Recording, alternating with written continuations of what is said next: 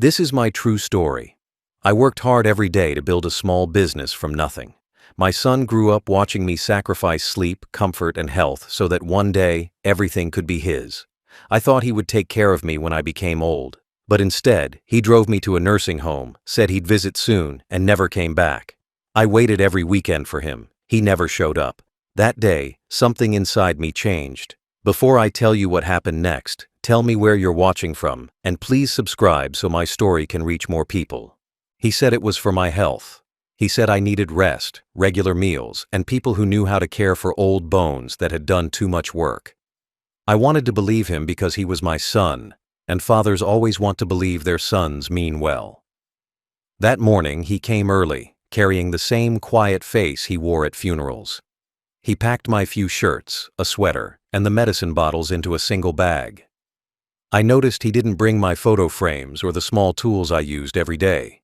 He kept saying the word temporary. I kept hearing permanent. The house I had built with my hands felt strange that morning. The walls echoed when I walked through the rooms. I ran my fingers along the table I made for his 5th birthday, where we once ate together after school. He didn't touch it.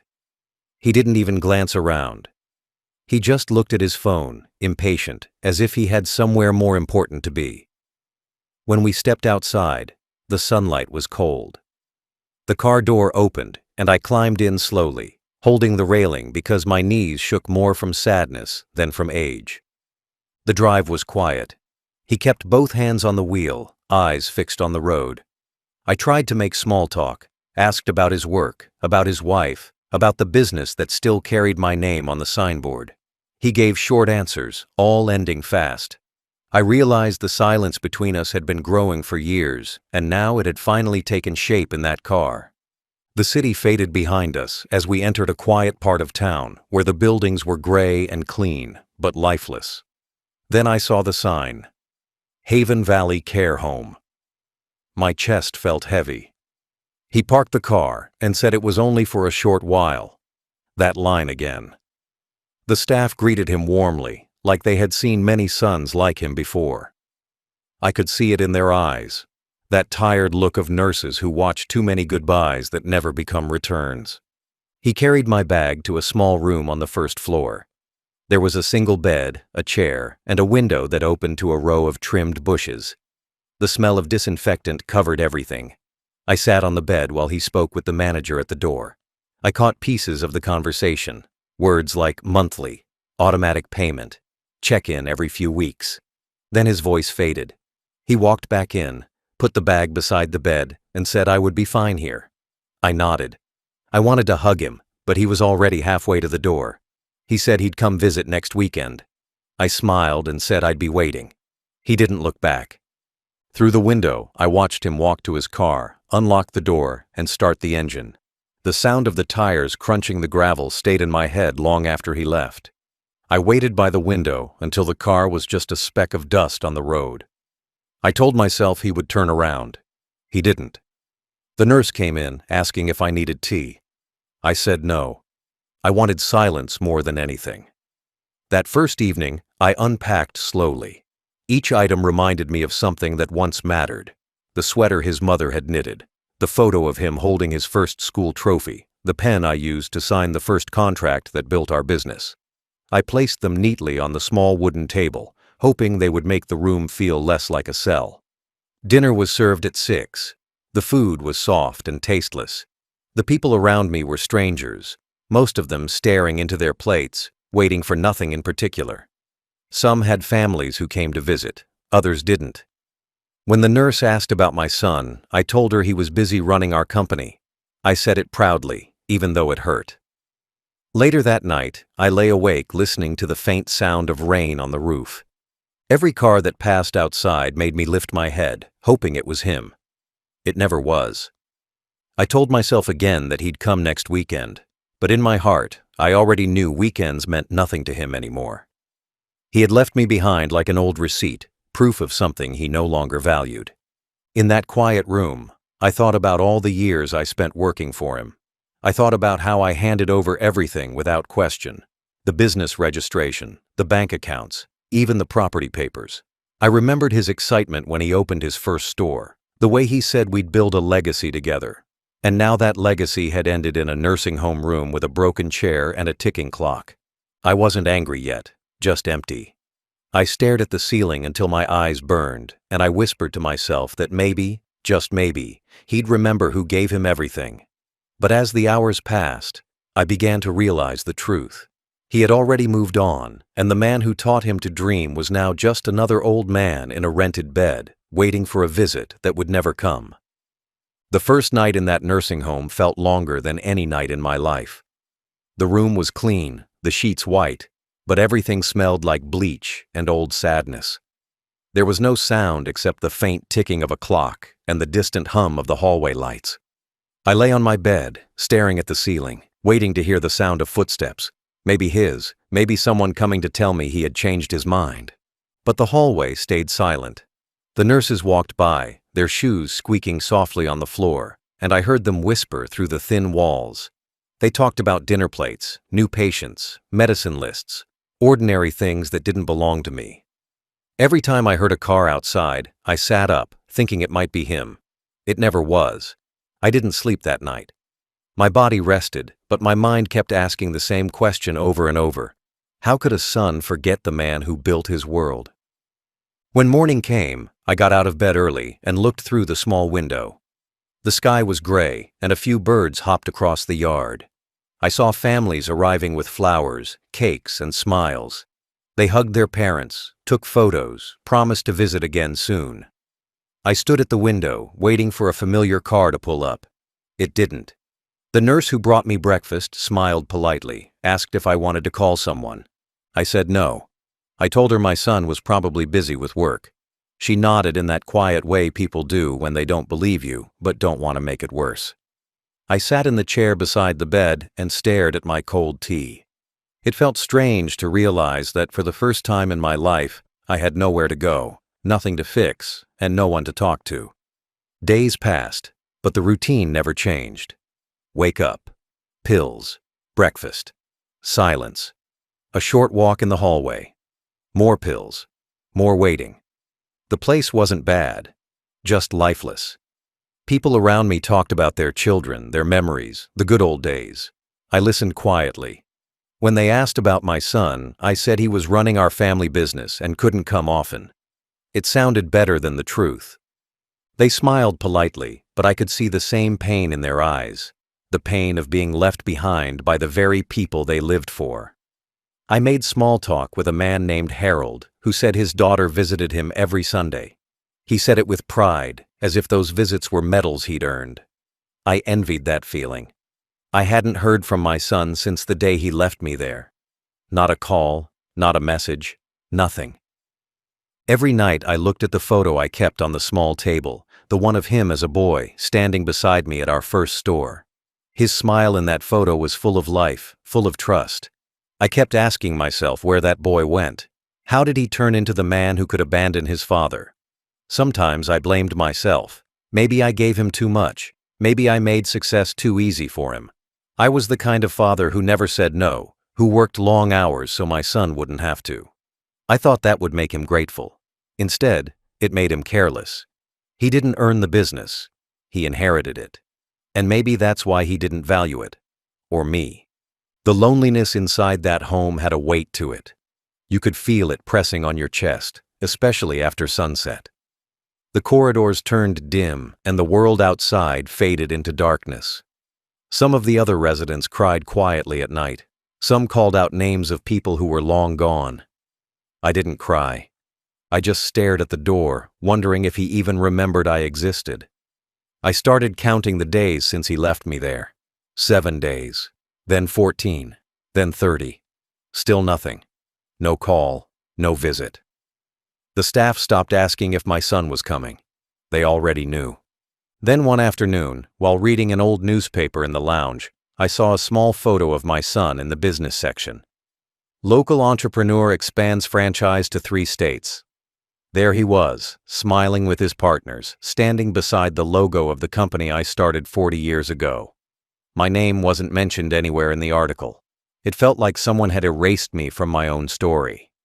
I folded the paper slowly, placed it on my lap, and stared at the floor. That's when I remembered something I had almost forgotten. My signature was still on the original company registration papers. My lawyer had made sure of that years ago. I had kept majority control because I trusted paperwork more than promises. That night, as I lay in bed, I couldn't stop thinking about it.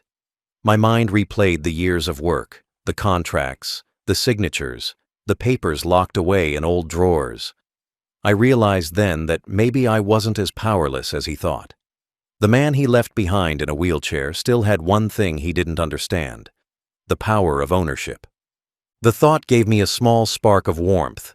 It didn't erase the loneliness, but it reminded me that even in this place, forgotten and alone, I still had a pen that could change everything. And if he thought I'd spend the rest of my days waiting for him, he was wrong. I had waited long enough. The next time he would remember me, it wouldn't be because of guilt. It would be because of loss. They called it assisted living, but it didn't feel like living at all. It felt like waiting. Waiting for meals, waiting for medicine, waiting for faces that never came. Every morning, I wheeled myself to the same window beside the cafeteria, the one that looked out to the parking lot. That's where families came every weekend with flowers and boxes of cake. I watched them unload hugs, laughter, and promises. Every Sunday I told myself maybe this would be the day my son showed up. I wore my clean shirt, combed what little hair I had left, and waited. The hours passed. Cars came and left. Names were called over the intercom. "Mr. Jenkins, your daughter is here. Mrs. Lee, your son is waiting in the lobby." My name was never called. The nurses would glance at me, their smiles kind but heavy. One of them once said quietly, "Maybe next week, Mr. Harris." I smiled back, pretending it didn't sting. But every week that smile grew harder to fake. The loneliness didn't come all at once. It crept in slowly, like a shadow that gets longer each evening. At first, I tried to stay hopeful. I joined the group activities, puzzle sessions, bingo, even gardening on the back porch. But every time I saw other residents with visitors, it reminded me that my son had chosen not to be one of them. I watched an old woman cry when her daughter brought her favorite cookies. I saw a man's face light up when his grandson hugged him. And I sat there, smiling politely, hiding my hands under the table so no one would see them tremble. It wasn't jealousy. It was realization. Realization that I had spent my whole life giving someone everything, only for him to treat me like nothing. The staff were kind enough. They changed my sheets, brought me tea, made jokes to fill the silence. But kindness from strangers is different from love. It doesn't heal. It only delays the ache. Nights were the worst. I would hear other residents talking to their children on the phone, laughing, saying, "I love you," or "See you next week."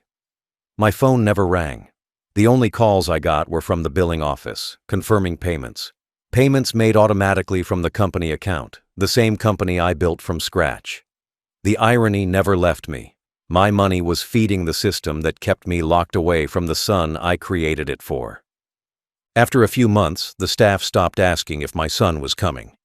I think they grew tired of watching me wait. But I couldn't stop. Hope became a habit, like breathing. I kept a small notebook by my bed where I wrote the date of every Sunday. I would circle each one after it passed without a visit. The pages filled faster than I expected. I thought about calling him once or twice, but pride held me back. I wanted him to come because he cared, not because I begged. Some nights, I thought about how his mother would have handled this. She died before she could see what her boy became. Maybe that was a mercy. She would have been broken by it. Then came the day that ended my waiting. It was a sunny afternoon, and the home had organized a small event. Family Appreciation Day. The residents were dressed up, the cafeteria decorated with ribbons and music. They said it was to celebrate family bonds. I stayed in my room. I didn't have any bond left to celebrate. From my window, I saw a line of cars arriving, families stepping out with flowers and gifts. I recognized one of the cars instantly. It was the same model as my son's. My heart started racing. I leaned forward, gripping the window frame, trying to see the license plate. But when the door opened, it wasn't him. Just another man his age, laughing as he pushed his father's wheelchair. That moment broke something inside me. I turned away from the window and sat in silence. The music downstairs sounded like noise. I didn't eat dinner that night. Later that evening, one of the younger nurses came to check on me. She asked gently, "Do you ever get tired of waiting, Mr. Harris?" I didn't answer right away. I looked at her and said, "You only get tired when you expect someone to care." She looked sad, but didn't reply. When she left, I sat there staring at the wall. That's when the thought returned, the one I'd been trying to ignore. The company, the foundation papers, the shares. I was still the founder. My name was still on everything. My son thought I was too old, too weak to matter. But paper doesn't forget signatures, and ownership doesn't fade with age. From that night on, the waiting changed. I still sat by the window every morning, but now I wasn't waiting for him. I was planning. I replayed every document I had signed, every clause, every ownership rule. The pieces began to fit together like a puzzle I had built decades ago, without realizing how much I would need it today. I remembered my old lawyer, the one who handled the business when I retired. He was probably still around, still sharp. I decided that if my son could abandon me like an old coat, I could remind him who paid for the fabric. The humiliation of waiting had ended. It was time for something else. Not revenge, but justice. Quiet justice, written in ink, not shouted in anger. Because the same hands that built his empire could still take it away, and this time, he wouldn't see it coming. It started with a thought that wouldn't leave my mind. Every night before I fell asleep, I kept hearing the same words inside my head. Your name is still on everything. It was like a whisper that wouldn't fade. The next morning, I asked one of the nurses if I could use the facility phone. She thought I wanted to call my son. I told her I needed to check something important about my old company. She helped me dial the number, her face full of gentle pity, as if she thought I was just an old man trying to feel relevant again. But when the line connected, I heard a familiar voice. My old secretary, Ruth. She had worked with me for more than 20 years before I retired. When she recognized my voice, there was silence, then shock, then warmth. She said she thought I was living with my son. I told her I was, for a while. Then the truth stopped me. I didn't want to say where I was or why. So I changed the subject. I asked her who was running things at the company now. She said it was my son, the visionary CEO, as everyone called him. She said he had changed a lot, that he rarely came to the office anymore, and that everything was handled by his assistants and accountants. That told me everything I needed to know. He was careless, arrogant, distracted by his success, and that was the perfect opening. After that call, I spent the rest of the day pretending to nap, but my mind was wide awake. I started to remember every little detail about the business. When I retired, my lawyer had advised me not to transfer full control, only operational rights. Ownership had stayed in my hands, 51% to be exact. I had kept it that way because I believed in caution. Back then, I thought it was just smart business. Now, it felt like fate. The next morning, I called Ruth again and asked if my old lawyer, Mr. Clarkson, was still practicing. She said yes, and she even had his number. I wrote it down slowly on a piece of paper with shaking hands. My fingers might have been weak, but my resolve wasn't. It took me 3 days to gather the courage to make that call.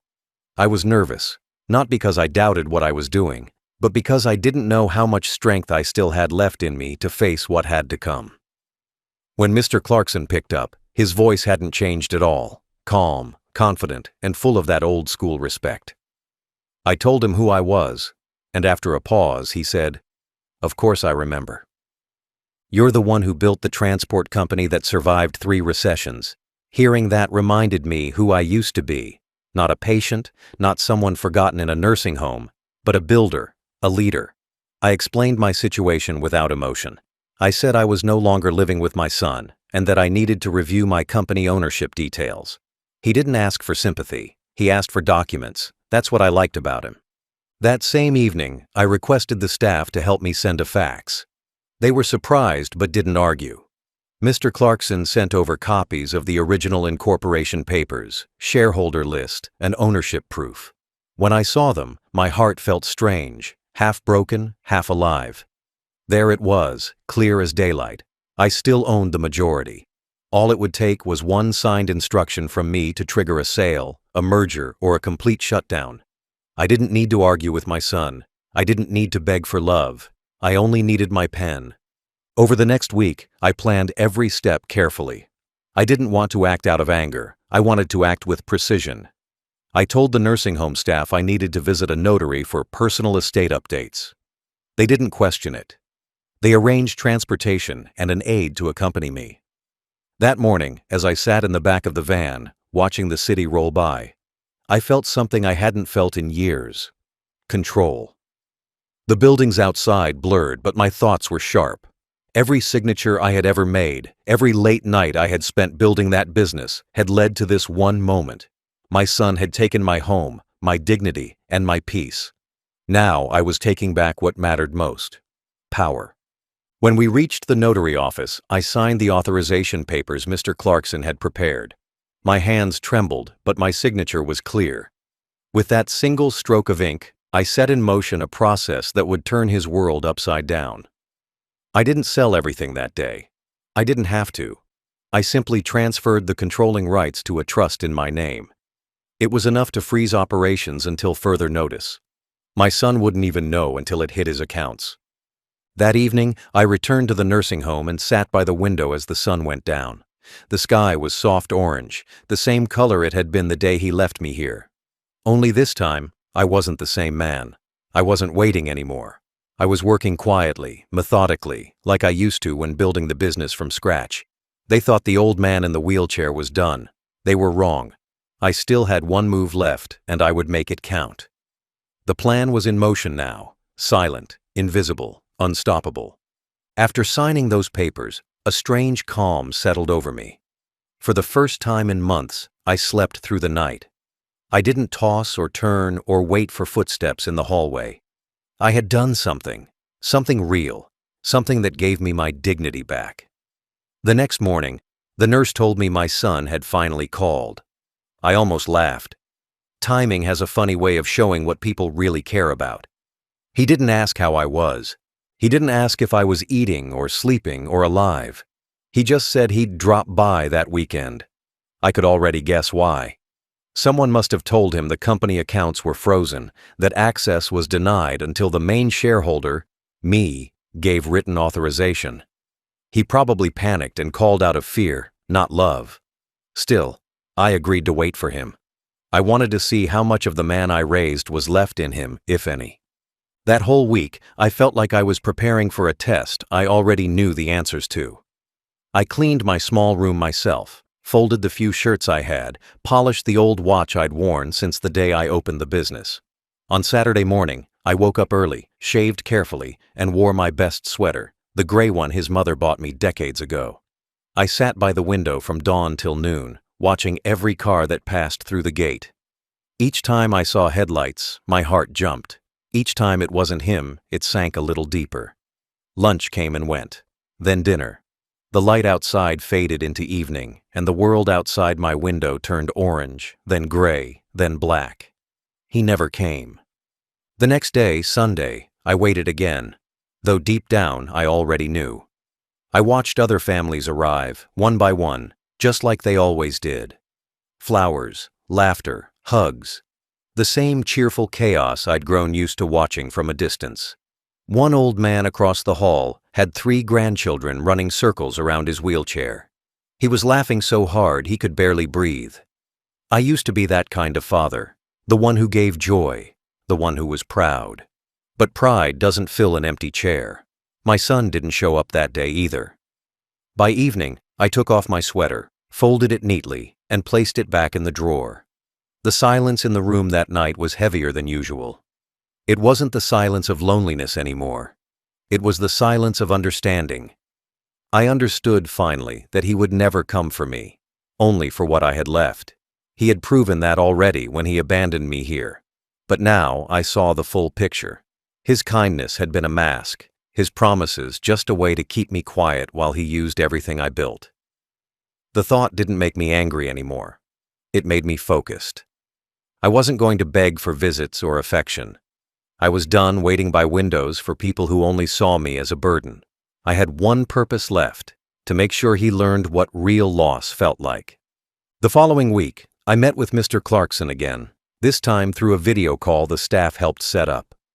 I told him to go forward with the final step, the full sale of the business. I wanted every asset transferred, every account emptied, every property deed reassigned. The money would go into my trust, managed directly by the same man who handled my retirement years ago. Clarkson tried to confirm if I was sure. I told him I'd never been more certain in my life. He said the sale could be done discreetly within 48 hours. I told him to do it quietly. I didn't want my son to know until it was too late. As the paperwork went through, I found myself walking outside in the garden more often. It was small but peaceful, full of flowers and wooden benches. The nurses smiled when they saw me up early. They thought I was finally healing. In a way, I was. I was healing from years of silence, from years of believing that love had to mean forgiveness. I didn't hate my son. I just didn't owe him anything anymore. Every time I breathed in the cold morning air, I felt more like myself again. Not a patient, not a forgotten man, but a father who had finally taken his last lesson from life. On Friday, one of the nurses said the front desk had received a call for me. It was his voice again, frantic, sharp, full of fake warmth. He said he'd be there, first thing tomorrow. I didn't respond. I told the nurse to tell him I'd be waiting. But inside, I felt nothing. I already knew how that story ended. The next day came, the sun rose, and I was at the same window in the same chair. Cars came, families visited, flowers filled the halls, but his car never appeared. It never does when the reason is me, only when it's money.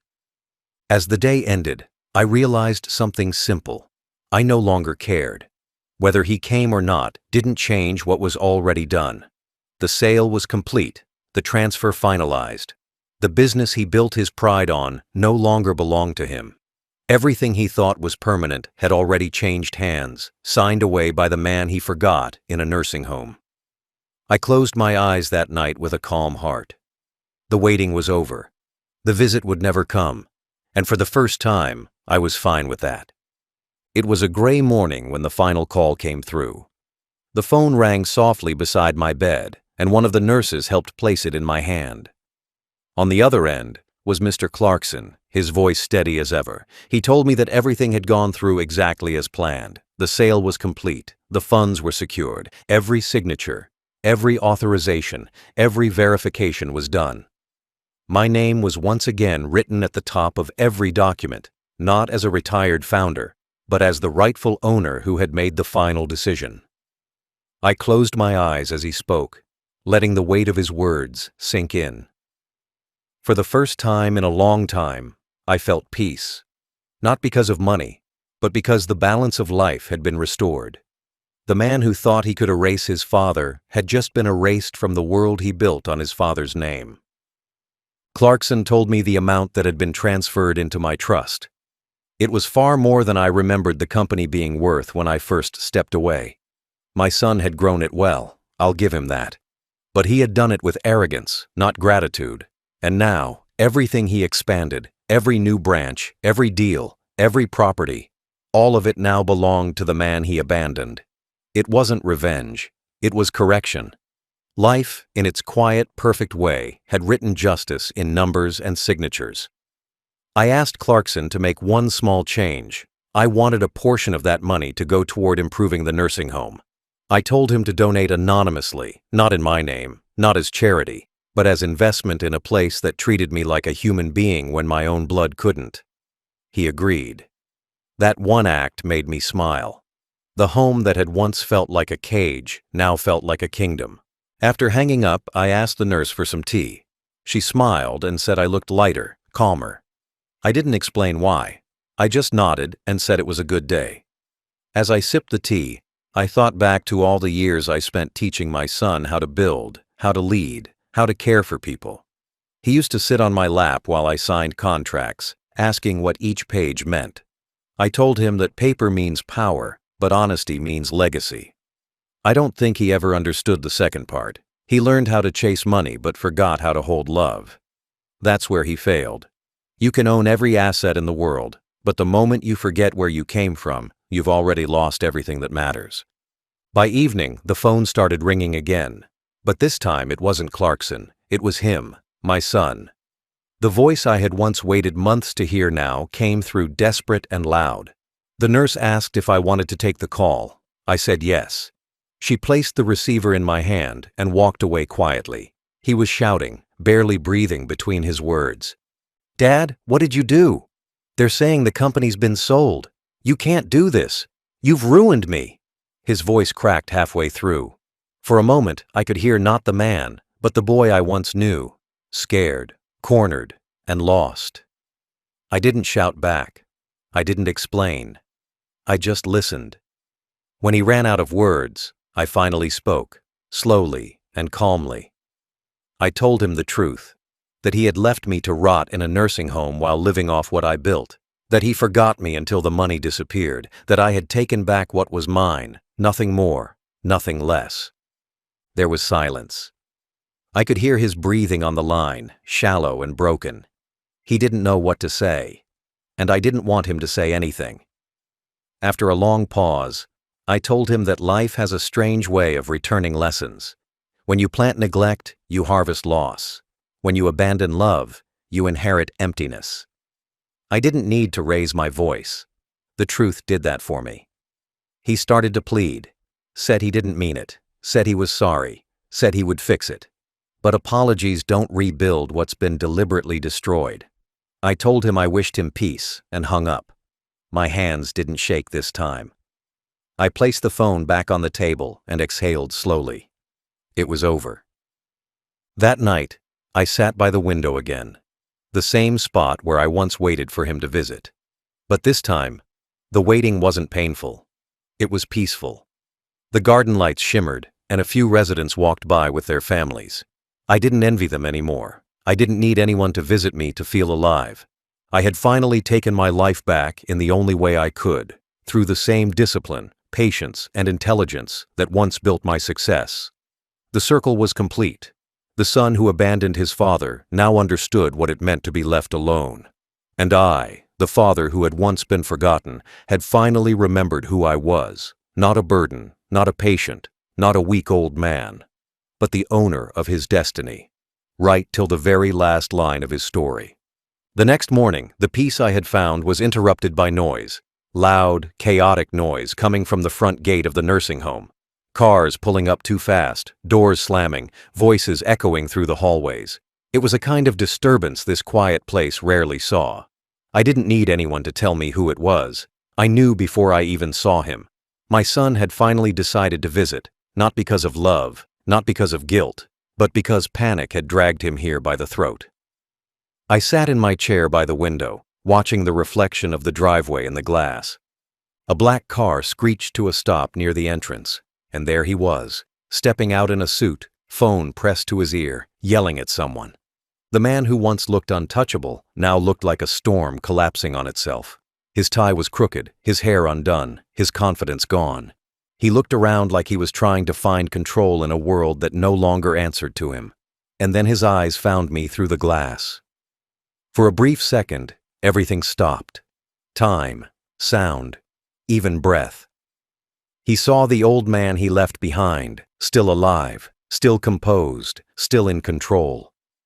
He rushed toward the door, ignoring the nurses who tried to greet him. I could hear his shoes clicking fast against the hallway floor, his voice cutting through the silence like broken glass. "Where is he? Where's my father?" The staff guided him to my room, and within seconds, he was standing at my door.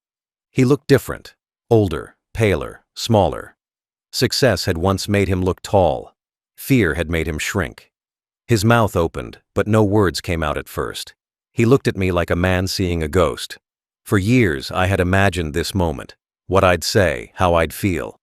But when it finally came, I didn't feel anger or triumph. I just felt calm. Because in that single moment, without saying a word, he understood everything. He understood that I wasn't the helpless man he left behind. He started speaking fast, his hands shaking, his voice breaking between anger and desperation. He said the company was gone, that investors were calling, that contracts were collapsing. He said I couldn't do this, that I had ruined his life. I just sat there, listening quietly. His words hit the walls and fell to the floor. When he finally stopped, panting, waiting for a response, I said only one thing. I built that business with my hands. You left me here to die. Now it belongs to someone who still remembers what it took to build it. My voice wasn't loud. It didn't need to be. Every word carried the weight of years he had forgotten. His face went pale.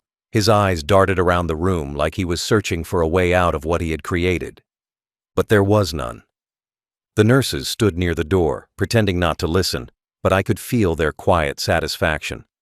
They had seen me wait months for a visit that never came. They had seen my hope fade into silence. Now they were seeing something else, justice, real and unspoken. My son ran a hand through his hair, muttering that I didn't understand how the business world worked now, that I was old, that I was being manipulated. I almost smiled. The same man who once called me irrelevant was now standing in front of me, begging for relevance himself. I told him that no one had manipulated me. I had done everything myself. Every call, every signature, every transfer. He stared at me, wide-eyed, realizing he had underestimated me all along. The silence that followed was heavy enough to crush him. Then he did something I didn't expect. He dropped to his knees right there in front of my wheelchair. The proud man who once laughed when I asked him to visit was now begging in the same hallway where nurses had watched me cry for him. His voice cracked as he asked me to fix it, to undo everything. I didn't move. I just looked down at him. Not with hate, but with the kind of sadness only a parent can feel. I told him quietly that I didn't destroy him. He destroyed himself the day he forgot who I was. That day wasn't today. It was the day he drove away from our home and didn't look back. Everything after that was just consequence. He kept pleading, saying he'd make things right, that he'd never meant to hurt me. But I knew better. Regret isn't real when it's born from loss. It's survival. He wasn't sorry for what he did. He was sorry because the world he built on my back was gone. The money, the reputation, the pride, all of it had crumbled in less than a week. I looked him in the eye and told him something I had waited my whole life to say. You left me here to be forgotten. I left you there to remember. He froze. The words hit him harder than any punishment could. He lowered his head, hands covering his face, and for the first time in years, I saw him cry. But there were no tears that could undo what was done. When he finally stood up, he didn't say goodbye. He just walked out slowly, his shoulders heavy, his steps unsteady. I watched him through the window again, walking back to the same car that once took him away from me. But this time, it wasn't me being left behind. It was him. He drove away, not as a son, not as a man in control, but as someone who had lost everything that made him one. I sat back in my chair and breathed deeply. There was no joy, no celebration, just quiet peace. Justice doesn't need applause. It only needs to be done. He didn't come back the next day. Not the day after that either. For a while I thought that was it. That he would disappear again like before, too ashamed to face me, too broken to speak. But on the third morning, I heard his voice in the hallway.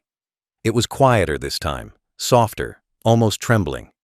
He had come back, but not as the man he was before. The proud walk was gone, the sharp tone, the arrogant eyes, all gone. What stood before me now was something else entirely. A man stripped of his empire, wearing defeat like a coat too heavy to remove. The nurses guided him into my room, and he stood there, not knowing what to say. For a few seconds, we just looked at each other. It wasn't father and son anymore. It was teacher and lesson. He started talking again, but this time there was no shouting, no excuses. He said everything had fallen apart. The partners pulled out. The investors demanded refunds. The accounts were empty, the credit frozen, the contracts canceled. He said he couldn't believe how fast it happened. 1 week, he was giving speeches about expansion and success. The next, he was sitting in lawyers' offices watching everything vanish. He said the media had started calling it the sudden fall of a golden sun. I listened without interrupting. He wasn't telling me anything I didn't already expect. I had spent my whole life building stability, one careful decision at a time. He had spent his building image. And image is fragile. It shatters the moment truth touches it. He looked at me with tired eyes and asked why I had done it. I told him I didn't destroy him. I simply reminded the world who built him. He said he didn't understand. So I explained it the way I used to when he was young. I told him about foundation, about roots, about how every tree that grows too proud forgets the soil holding it up. I told him that I had never wanted to take anything from him, only to see if he remembered who gave him everything.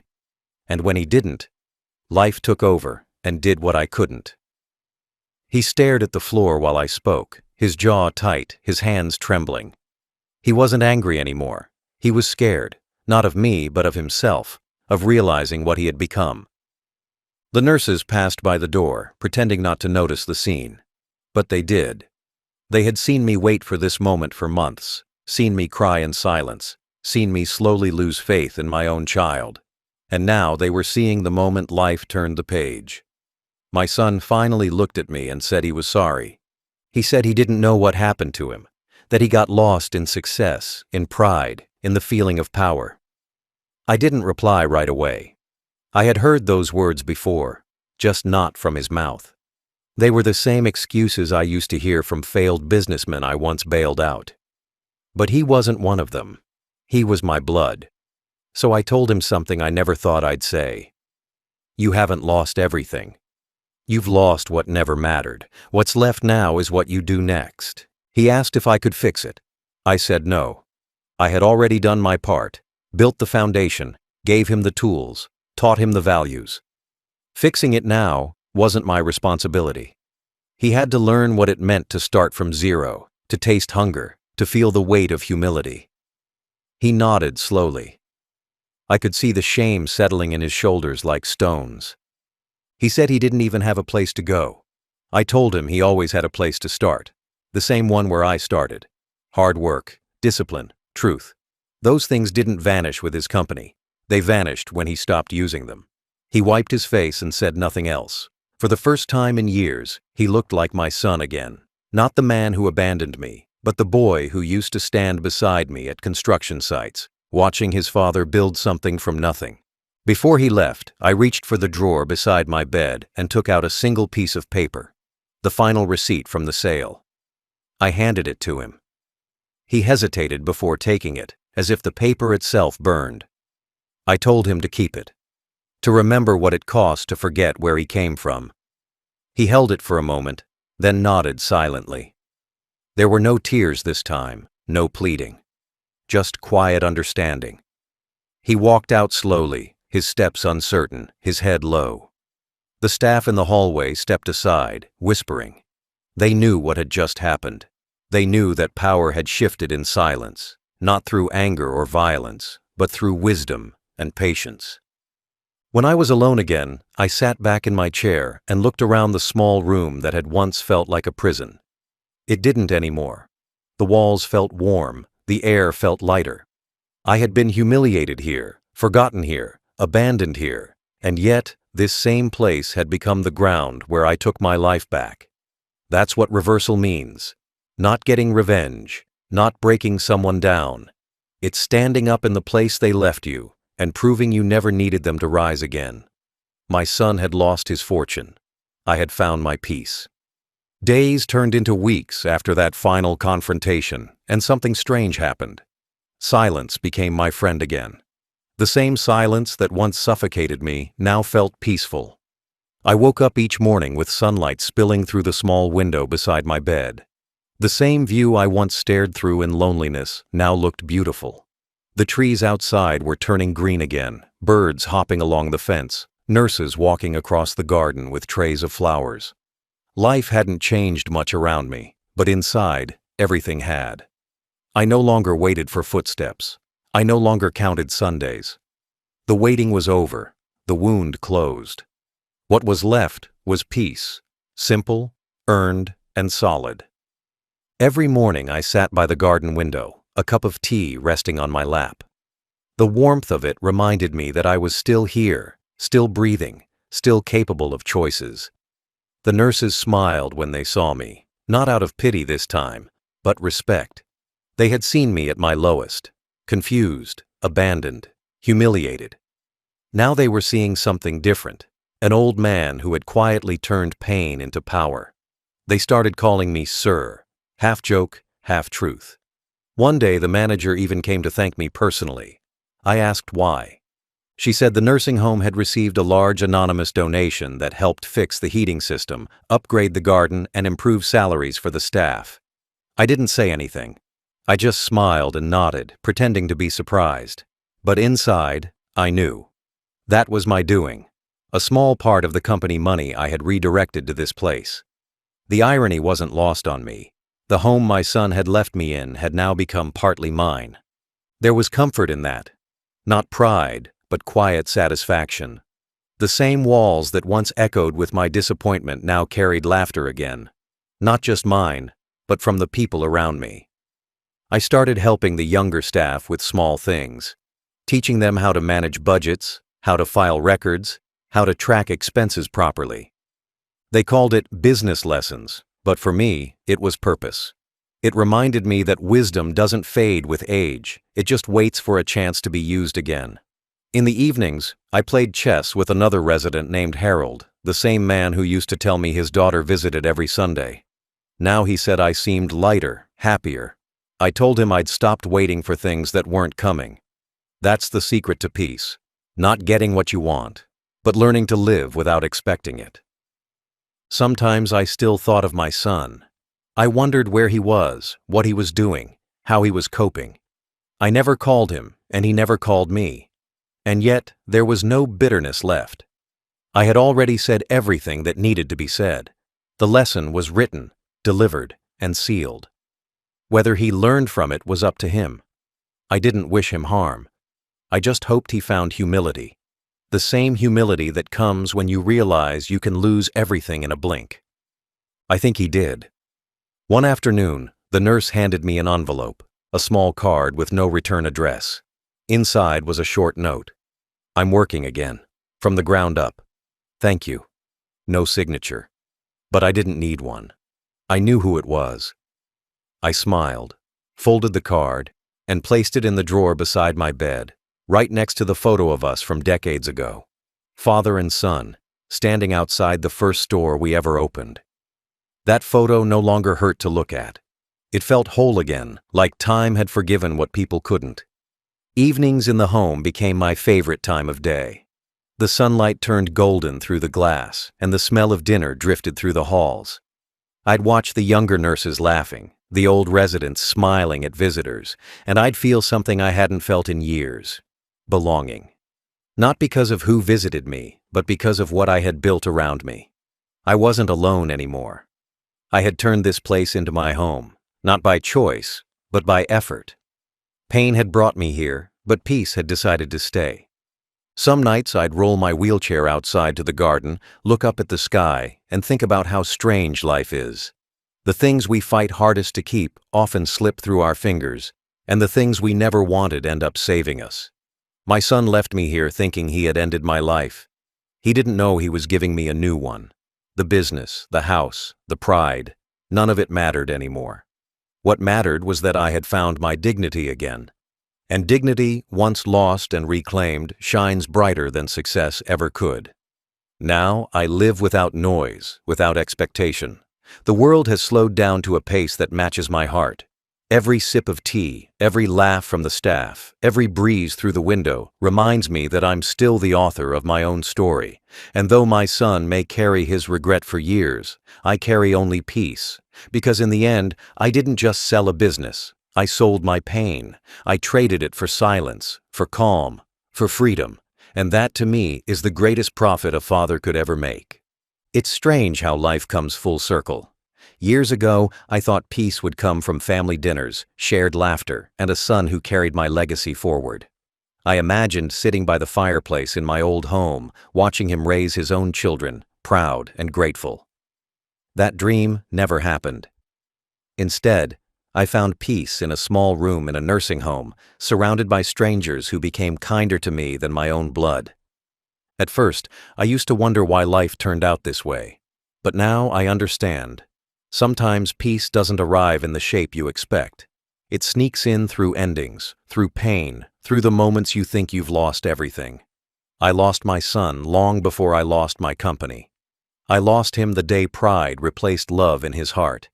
And yet, through that loss, I found myself again. When I look back now, I don't see tragedy. I see a lesson written in real life, one that no book or preacher could teach.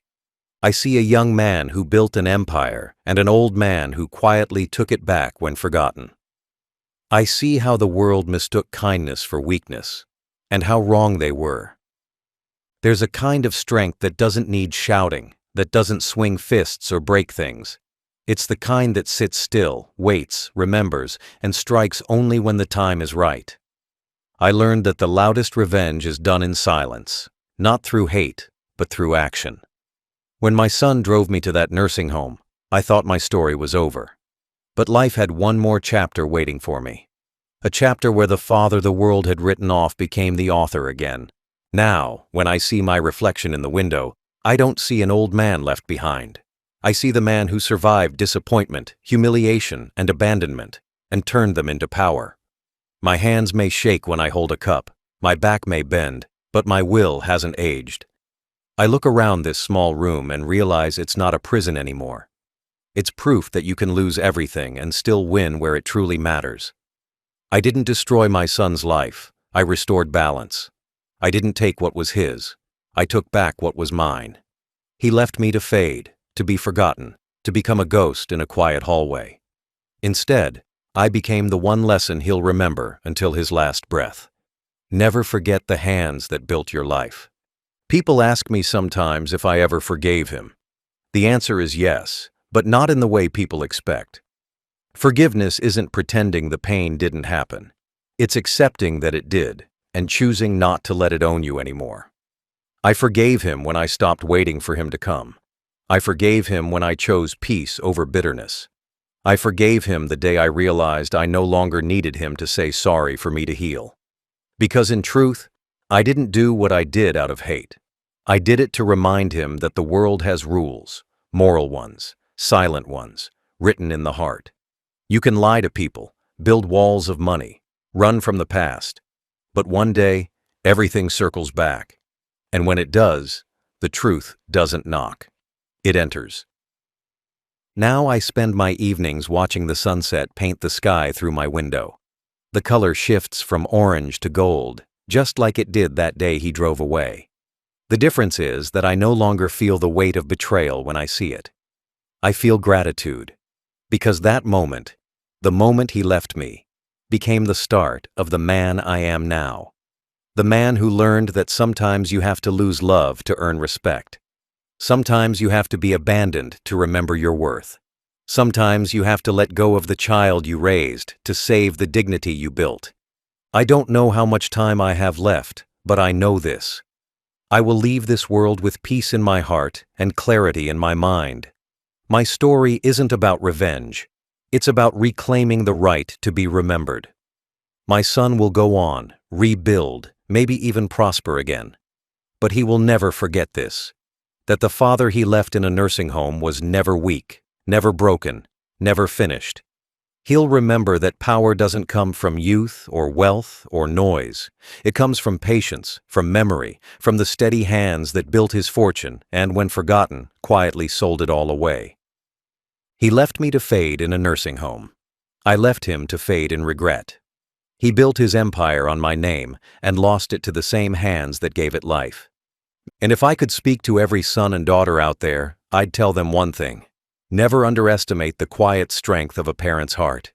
Because sometimes, the same love that raised you can also be the force that humbles you. And when that happens, it won't come with anger. It'll come with silence, a pen, and a steady hand. The kind of hand that still remembers what it means to build, and what it costs to forget.